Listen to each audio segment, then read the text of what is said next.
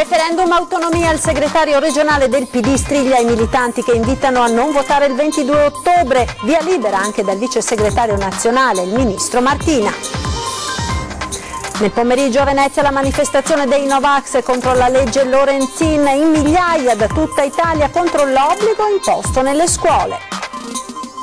Processo Mose e Margini per chiedere la revisione. I legali di Giancarlo Galan preparano la controffensiva per cancellare il patteggiamento. L'ex governatore: io ho trattato con un delinquente. La Procura di Padova ha disposto l'analisi del cellulare del 22enne richiedente asilo. Per 2 volte ha picchiato i poliziotti, inneggiando all'ISIS e non può essere espulso per un paradosso legislativo. Coppia di magrebini sfrattati da un condominio di Treviso occupa abusivamente un garage, tenendo in scacco da 3 mesi un intero condominio. Domani l'appuntamento di Pontida per i militanti veneti del Carroccio, decine di pullman in partenza, una manifestazione caratterizzata dalla rabbia per il caso dei conti bloccati dalla magistratura. Tutto pronto per l'evento Cluder, raduno triveneto degli alpini di Chiampo. In tanti hanno già raggiunto, stanno per raggiungere in queste ore la Valle Vicentina e domani dalle 9 su Antenna 3 la diretta della sfilata. Buonasera, ben ritrovati con l'edizione del Veneto dei nostri telegiornali. La politica in primo piano con il referendum sull'autonomia del Veneto, il Partito Democratico per il sì. Il segretario regionale del PD striglia i militanti che invitano a non votare il 22 di ottobre. Basta con le divisioni, dice, altrimenti cadremo nell'oblio, e via libera anche al sì al referendum dal vice segretario nazionale, il ministro Martina. Sentiamo. Noi che abbiamo nel DNA anche il nome di democratico, possiamo dire di sottrarci dal quesito, primo elemento, possiamo dire che quell'articolo che abbiamo incardinato noi in Costituzione, noi, il centro-sinistra, non appartiene al nostro bagaglio ideale? All'Assemblea metropolitana del Partito Democratico il segretario regionale Alessandro Bisato ammonisce i militanti: non votare al referendum sull'autonomia per il timore di favorire Luca Zaia significherebbe lasciar dettare all'avversario l'agenda politica del centro-sinistra. Non possiamo rinunciare, sostiene, a dire la nostra su un tema così importante. O noi ripartiamo da qui, o noi ci auto-inseriremo nell'oblio perenne del governo di questa regione. Nessuna preclusione al voto favorevole neppure da parte dei vertici del partito, come spiega il vice segretario nazionale Maurizio Martina. Noi per fortuna abbiamo un partito che ha autonomia di orientamento e di iniziativa a livello territoriale. Il Partito del Veneto ha fatto una scelta, quella rimane. Sull'autonomia però, puntualizza il ministro dell'Agricoltura, il nostro modello nazionale di riferimento non è il Veneto ma l'Emilia-Romagna. Vorrei distinguere la propaganda che la Lega fa su questo tema al merito di una questione che è molto seria e sinceramente importante, che è quella di un federalismo differenziato che su alcune materie molto precise possa far avanzare il governo regionale in una discussione con lo Stato che si poteva fare anche senza il referendum. Il nostro cliente è speranzoso, così i legali di Giancarlo Galan, che dopo la sentenza di primo grado del processo Mose sembrano intenzionati a chiedere la revisione del patteggiamento a carico dell'ex governatore del Veneto, che appunto scelse di patteggiare. Sentiamo. Non parlo con i media, sono stato descritto come un delinquente. 48 ore dopo la sentenza, Giancarlo Galan sceglie ancora il silenzio diretto sulla vicenda che l'ha portato dall'essere il doge del Veneto all'imputato più eccellente dello scandalo Mose. Ma secondo i suoi legali, il Galan di oggi sta tornando combattivo, perché assoluzioni come quelle di Lia Sartori o dell'architetto Danilo Turato potrebbero riaprire i giochi. Revisione del processo? Bisognerà capire se sarà tecnicamente possibile, visto che il patteggiamento allora fu chiesto proprio da Galan. I legali Nicolò Ghedini e Antonio Franchini procedono con i piedi di piombo. Aspettiamo di leggere le motivazioni della sentenza, ma il dispositivo già fa intravedere possibilità di muoversi.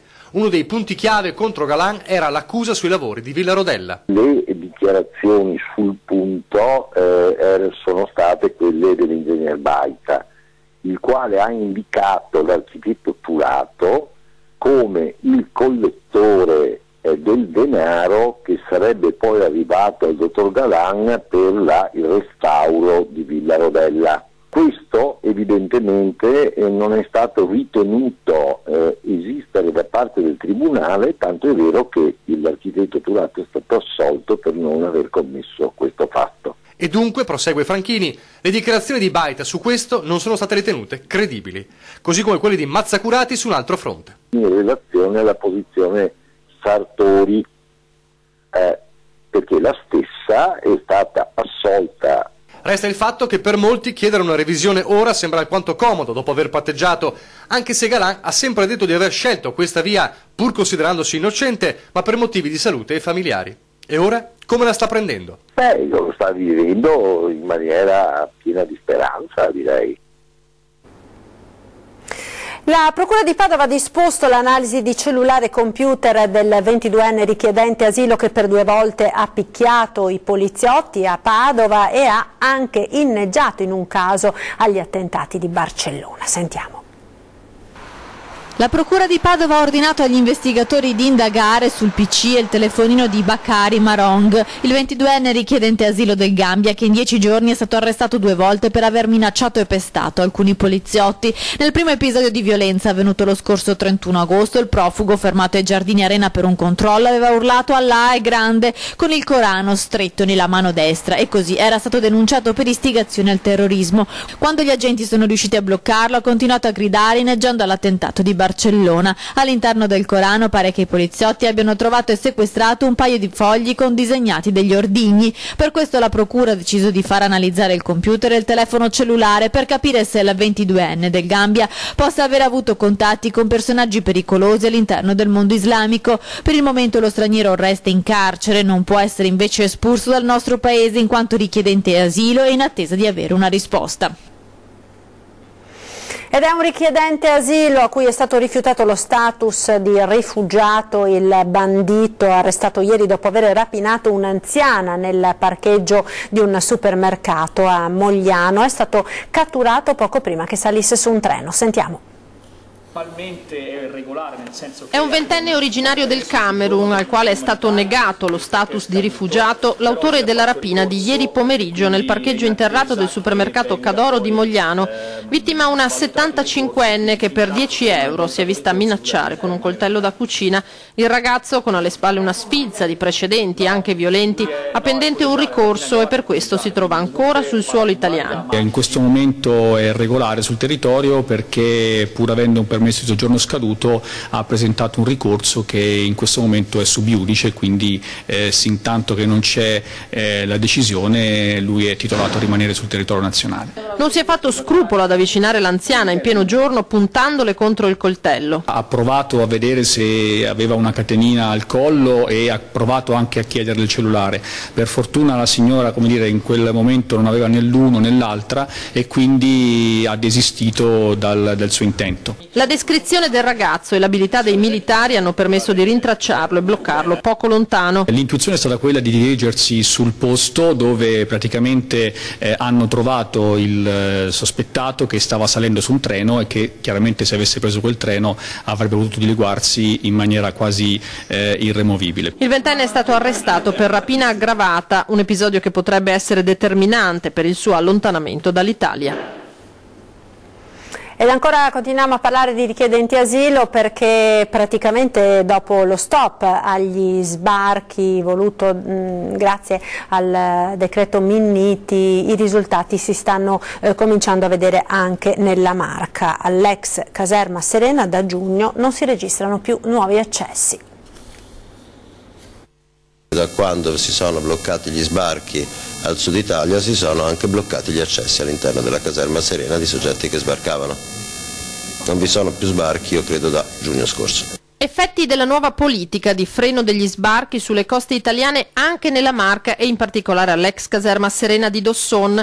La drastica diminuzione di arrivi ha allentato anche la pressione sulla struttura ai confini tra Treviso e Casier. Già prima di giugno nell'incontro col Ministro c'era stata assicurata il progressivo ridimensionamento dei numeri caserma Serena. Già adesso possiamo dire che non solo non ci sono più stati nuovi accessi nella caserma, ma c'è stata una sostanziale riduzione del numero delle persone presenti alla caserma Serena. Questo è un fatto molto positivo. Il dato a margine della presentazione del primo progetto di impiego dei richiedenti asilo gestito direttamente dal Comune.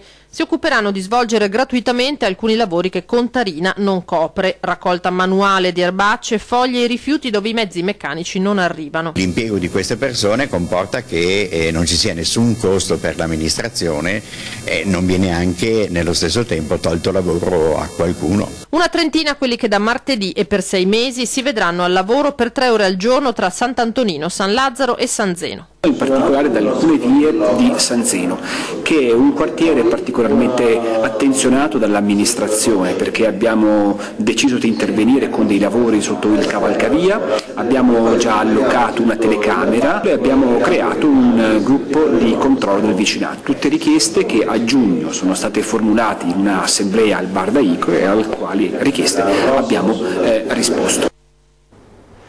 Parliamo ora di vaccinazioni, perché oggi pomeriggio a Venezia si è svolta la manifestazione dei Novax contro la legge Lorenzin in migliaia da tutta Italia. Vediamo.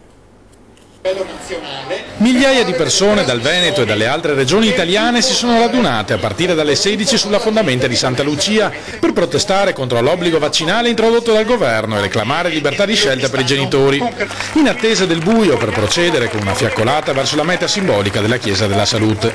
Non siamo contrari ai vaccini in toto, spiegano ancora una volta gli organizzatori del movimento Corvelva, ma troviamo incostituzionale l'imposizione del governo. Noi non siamo né contro né pro, siamo per una libertà di scelta, perché è giusto che i genitori abbiano una responsabilità di scelta, una libertà.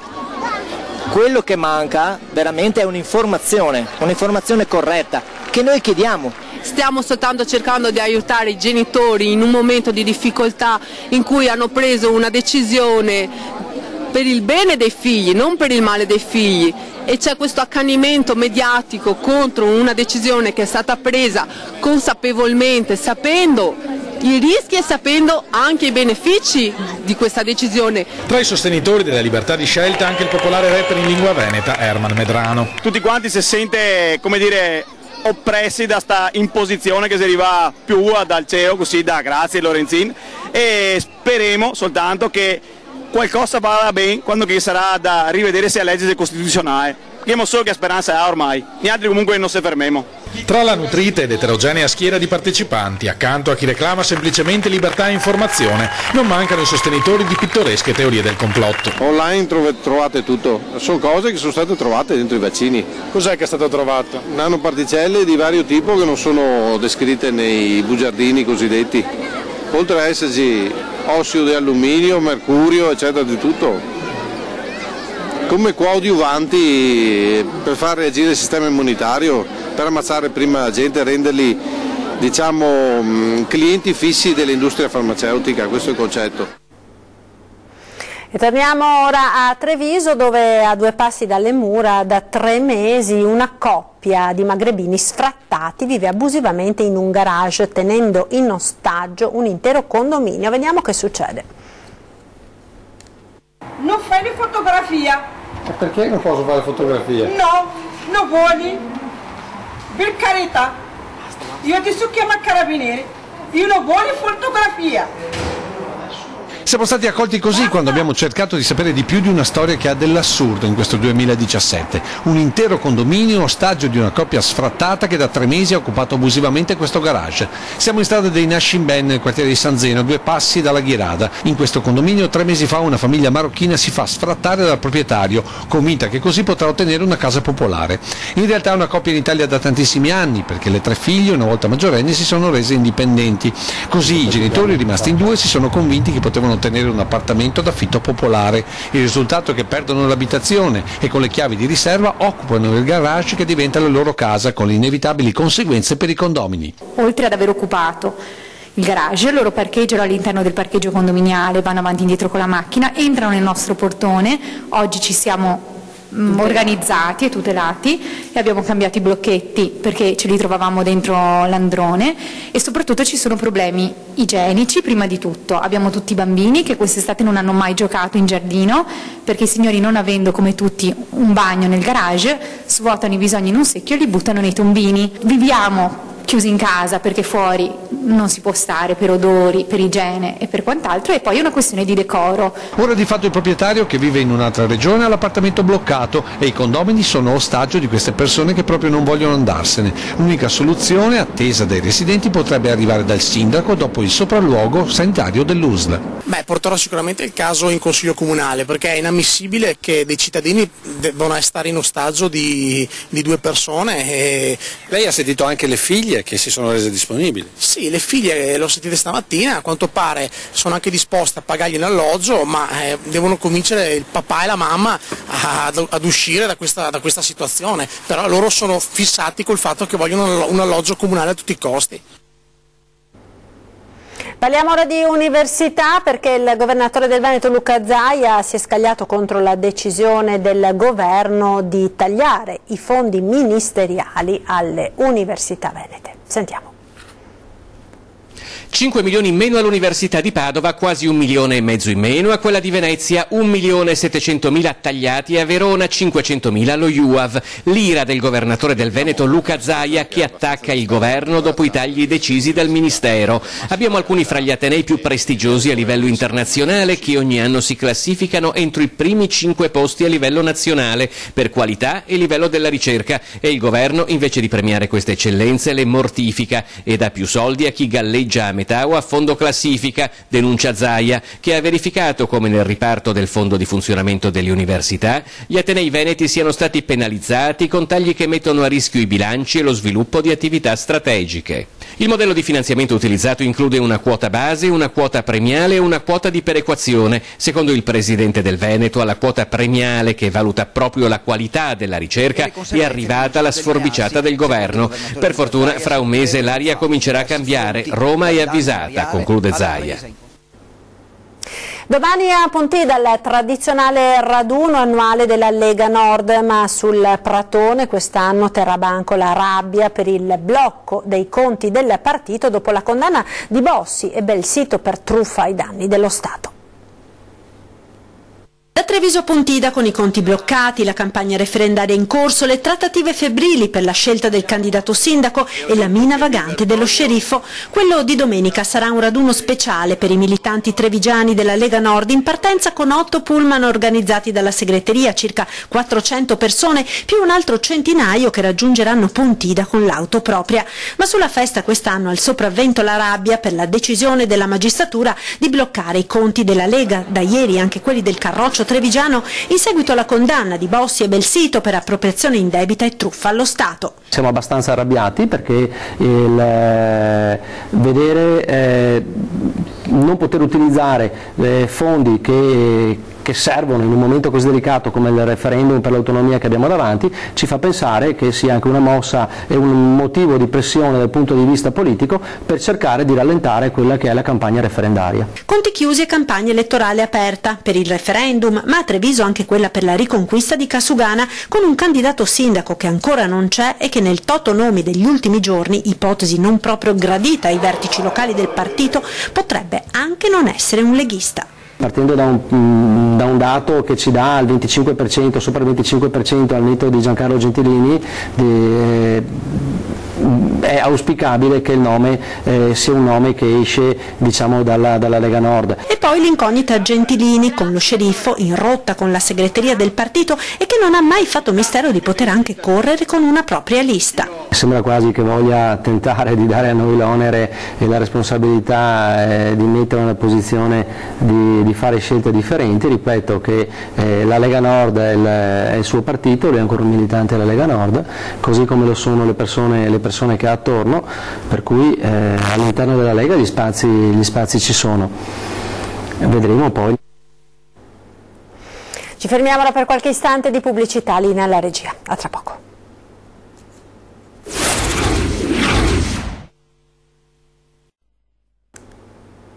Rieccoci in diretta con l'edizione del Veneto dei nostri telegiornali. Andiamo ora nel Vicentino per parlare di droga, perché anche l'ULSS 8 Berica registra un aumento del consumo soprattutto tra i giovani.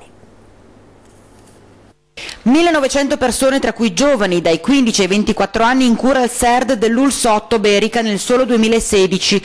Vendita delle siringhe aumentata del 100%, spaccio di droga schizzato alle stelle nei parchi di Vicenza. Sono solo alcuni dei dati che vanno a indicare un fenomeno in netta crescita, quello di uso di sostanze stupefacenti e il ritorno della droga iniettata in vena. Ma dove sono finite tutte le campagne anti-AIDS che hanno caratterizzato gli ultimi 2 decenni del secolo scorso? Sia per l'uso delle droghe sia per i problemi correlati all'uso delle droghe c'è un atteggiamento collettivo di normalizzazione e quasi di fatalismo. Cioè siamo passati storicamente dalla paura della droga alla guerra alla lotta contro la droga, all'accettazione. Il mercato si è adeguato al contesto sociale ed economico, per cui trovare eroina e anche cocaina a basso costo è possibile. E se è vero che lo spaccio documentato dalle cronache quotidiane nei parchi cittadini, trasformati in market della droga, vede protagonisti stranieri, i clienti non lo sono per nulla. Sì, italiani, sono italiani, veneti, vicentini, non sono stranieri. Il direttore del SERD lancia un forte appello agli amministratori. I fondi legati alla prevenzione e il termine stesso prevenzione è un po' sparito dalle agende politiche. Le divisioni politiche in questo settore sanitario e sociale non servono a nulla.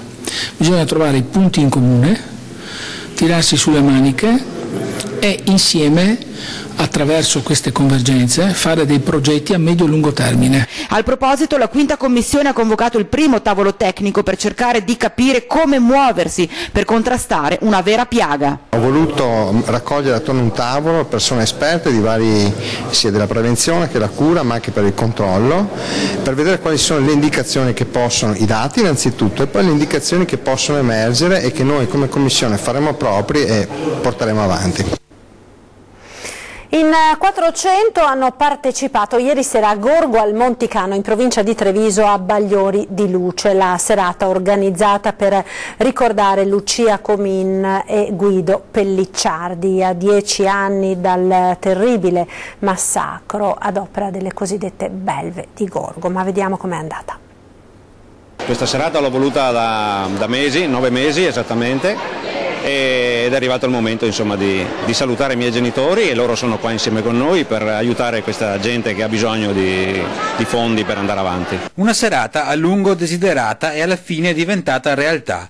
Una serata tutta nel ricordo di Guido Pellicciardi e Lucia Comin, 10 anni dopo la loro barbara uccisione. Nel corso della cena, voluta con forza da Daniele e da tutta la famiglia, è stata lasciata in sottofondo la sofferta vicenda giudiziaria, per ritagliare un momento di condivisione in grado di ricordare e far rivivere i 2 coniugi, mostrando le loro foto ed ascoltando insieme le loro canzoni.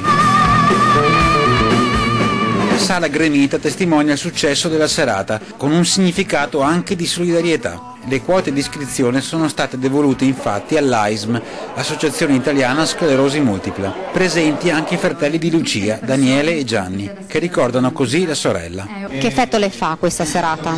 È una bella serata, in compagnia, anche per ricordarla. Non è cambiato niente, perché noi la ricordiamo sempre, la pensiamo sempre, perché ormai per noi è sempre stata una sorella. Che non meritavano sicuramente una fine del genere, perché purtroppo erano 2 persone molto buone. Un ricordo che per questa famiglia vuole essere vivo e forte, quasi per vincere tutto il male e il dolore subito. Un vuoto che di sicuro la giustizia non potrà mai colmare, anzi, ricorda Daniele. Chi ha preso l'ergastolo siamo noi, nel senso che noi, i miei genitori, non li rivedrò più, mentre loro invece un giorno usciranno da quella cella che hanno. Per cui penso che noi siamo quelli che siamo stati condannati. Cambiamo decisamente argomento, andiamo a Chiampo nel Vicentino, dove è tutto pronto per il raduno Triveneto degli Alpini. Domani mattina all'evento clou, la sfilata che Antenna 3 seguirà in diretta a partire dalle 9. Vediamo.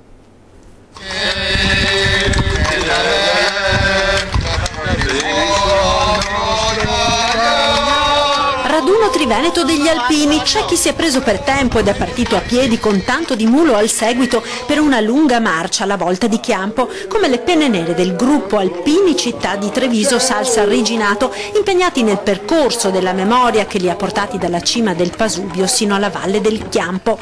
Chi invece partirà all'ultimo momento, giusto in tempo per partecipare all'evento clou del raduno, la sfilata, in programma domenica mattina.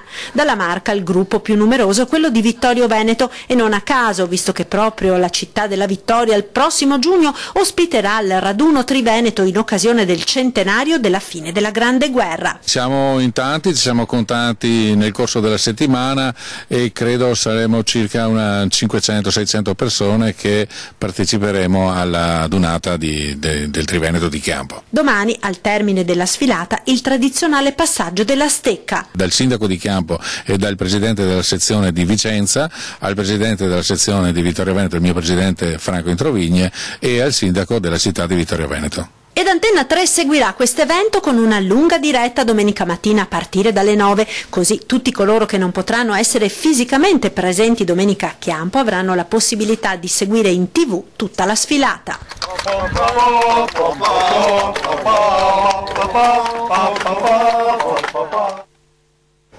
E del raduno Triveneto delle Penne Nere si parlerà anche questa sera a 20:10, subito dopo i nostri telegiornali. Ma siamo giunti al termine di questa edizione, io vi ringrazio per essere stati con noi. In chiusura, come sempre, uno sguardo alle previsioni del tempo con il nostro meteo. Buona serata.